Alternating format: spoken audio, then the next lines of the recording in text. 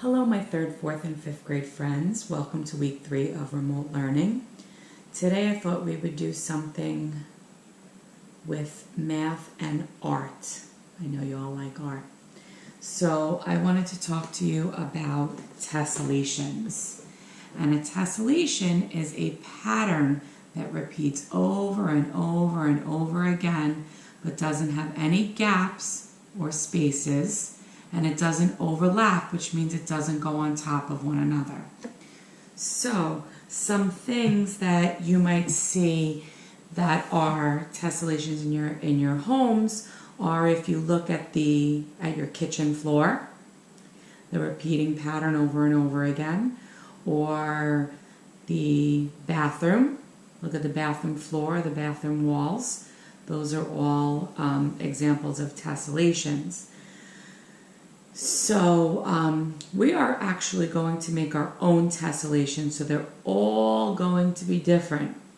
So you need to start off with either one Post-it. If you don't have a Post-it, that's okay. You just take a piece of paper and a ruler and you measure. I already did that. You measure 3 inches on one side. Then you go on the other side, you measure 3 inches. I'll actually do it on the other side so you could see. And you always start measuring on the 0. Go down 3 inches, you make a little mark.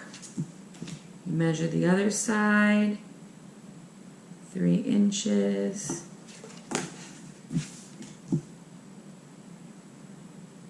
You make a mark. Then you use the ruler to draw straight lines.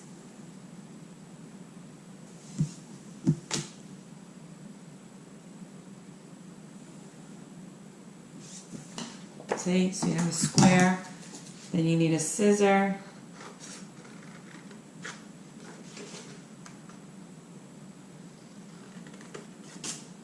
You need to cut it out and you have a square. Doesn't matter which one you use. So then what you're going to do is you're going to take your pencil and along one edge of the square, you're going to draw a design, just the outline.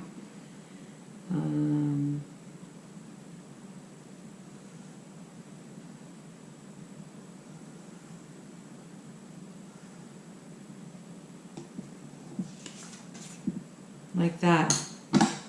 Then you're going to take your scissor and you're going to cut off, you're going to cut along the line that you drew. Not really cutting it off, but you will have 2 separate pieces when you're done.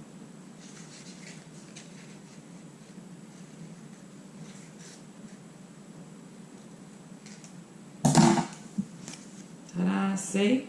Now watch what I'm going to do. I'm going to take the piece that I drew and I'm going to move it the same direction to the other side.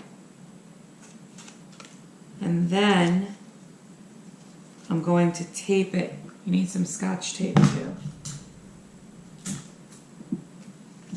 Now you want to make sure that the straight edges line up. You don't want to overlap it.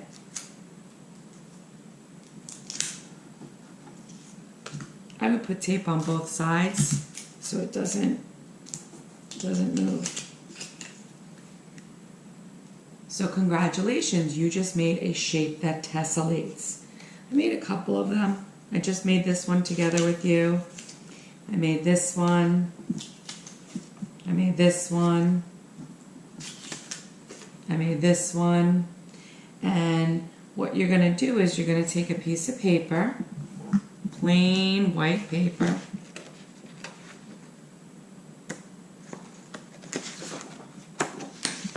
and a pencil, and you're going to trace your tessellating shape. You're going to start on one edge of the paper, all the way at the edge. Let's see if I can get it there. See? And you're going to trace it.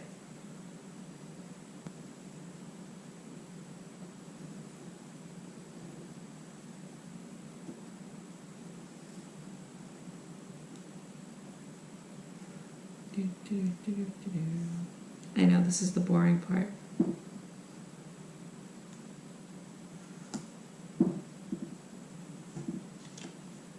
If you make a mistake, that's why pencils have erasers.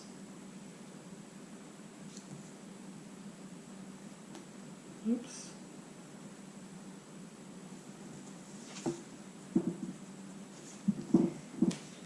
So there's it one time.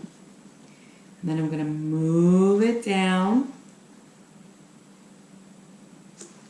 You're going to line it up like that. Oh my gosh, look at that. It fits together.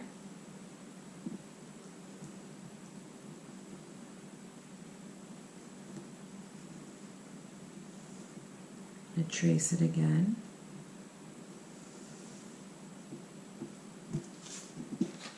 There's two. I'm going to move it down again.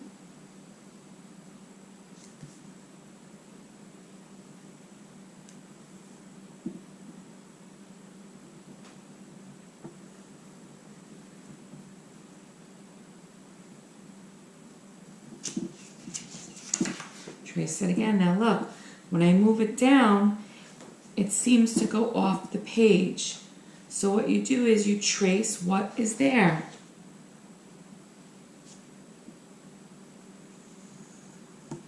Which in this case would only be a straight line. Then you move it over and you do the same thing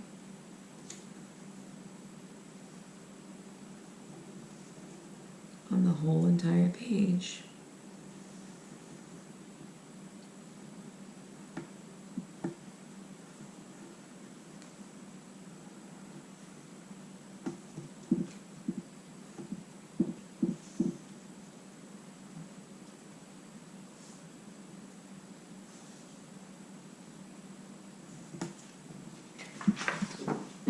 And keep going. And even if it doesn't fit on the page, you see, you're going to trace whatever is on the page so that we have the whole page filled up.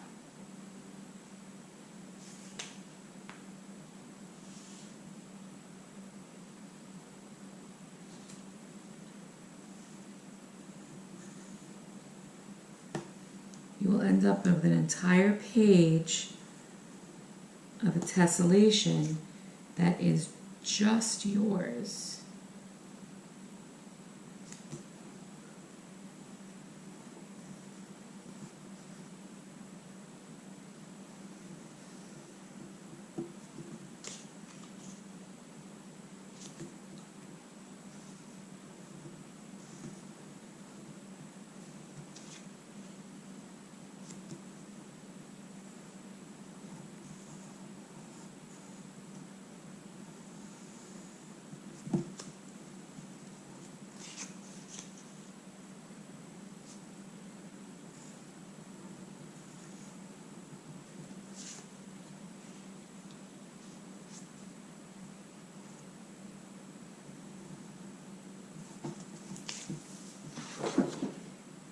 Ta-da! Then you're going to color it. I would recommend choosing 2 colors and you alternate. Alternate is you go back and forth. So if you were going to pick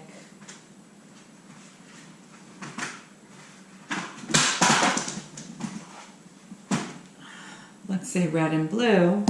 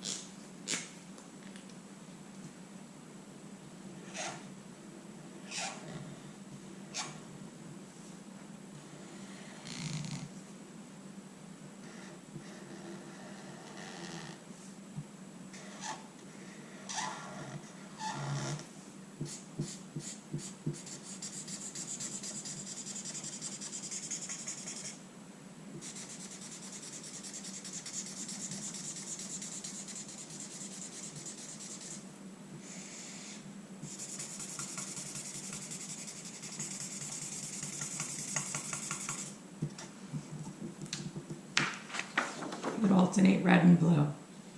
And if I get confused, if you're like me, I would take dots. So this is blue, then this would be blue, this would be blue, this is blue, this is blue, this and this is blue. I would make dots so that I can remember which areas to color each one in. So instead of just doing one at a time, you kind of make dots so you have a plan. You make a plan and then you could fulfill the plan. Besides, in our houses, there are other places that we see tessellations too, so you don't just think that, Mrs. Tibbetts is out of her mind. You also see tessellations in nature. If you look at the back of a tortoiseshell, it is a tessellation. If you look at the skin of a snake, it is an example of a tessellation. A honeycomb, a pineapple, corn on the cob, all those are examples of tessellations.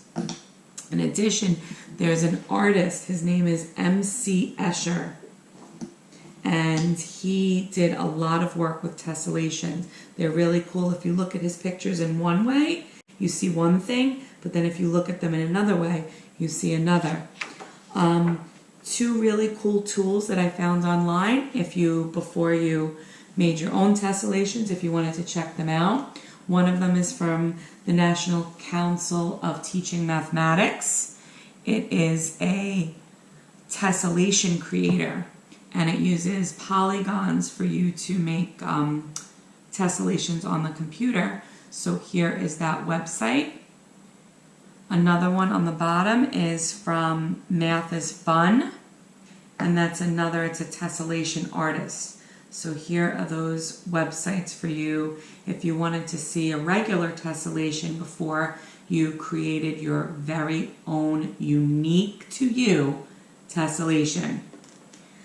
I can't wait to see your own tessellations. You could post a picture here on Microsoft Teams or send me a picture to my email, which is btibbetts@schools.nyc.gov. See you next week.